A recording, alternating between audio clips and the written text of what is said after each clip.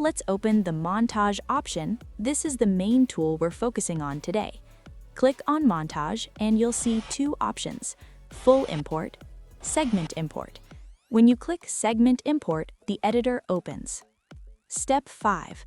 Understanding the Montage Editor. Inside the Montage Editor, on the left panel, you'll see Video Settings, Material Settings, Caption Settings.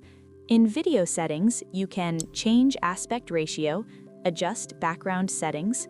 In Material Settings, you can add graphics, add shapes, insert annotations to show measurements to clients.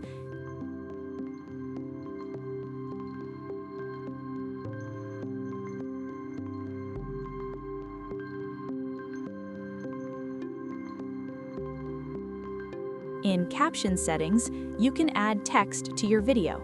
Let's add some text, like, "I'm writing Hello Home Designer." Once it's written, go to the subtitle settings. From there, you can adjust the size and color. Now increase the text duration.